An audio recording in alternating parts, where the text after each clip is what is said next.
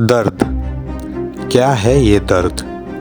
ज़िंदगी में दर्द तो आते जाते रहते हैं, कभी शरीर का, कभी दिल का, तो कभी दिमाग का।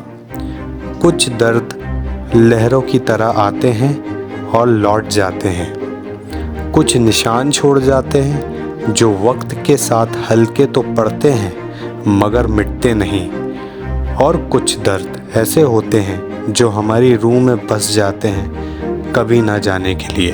किसने दिया था? क्या किसी का ये दिया हुआ दर्द सबसे बड़ा होता है? सबसे बड़ा दर्द कौन सा है? कौन समझता है? कौन जानना चाहता है? किसे परवाह है कि जिसे दर्द हो रहा है उसके लिए यह कितना बड़ा है?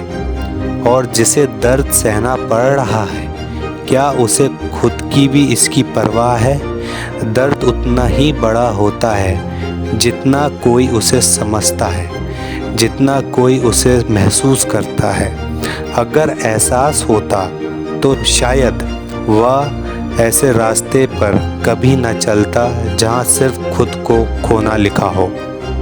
एहसास करना इंसान की फितरत में होना चाहिए, मगर यही वह चीज़ है जिसे इंसान सबसे पहले दबा देता है, खो देता है। काश हर दर्द की कोई दवा होती, मगर कुछ दर्द ऐसे होते हैं जिनका इलाज सिर्फ दुआ होती है।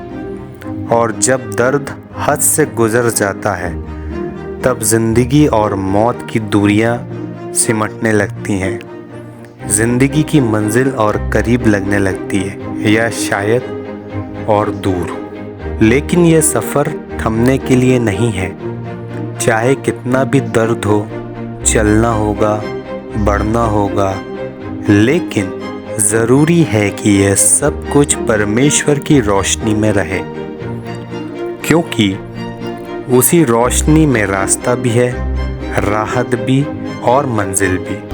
पर असली सवाल यह है, क्या हमारे दर्द के बाद भी कोई दर्द है?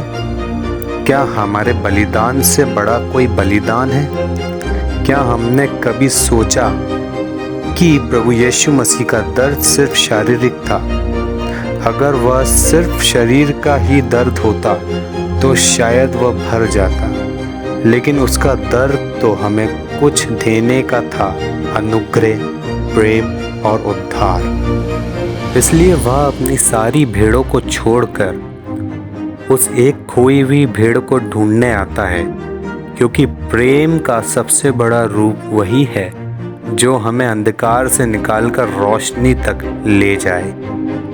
याद रखना, दुआ तो सिर्फ एक जरिया है यह समझने के लिए कि तुम्हारा सहारा संसार में नहीं पर परमेश्वर में है।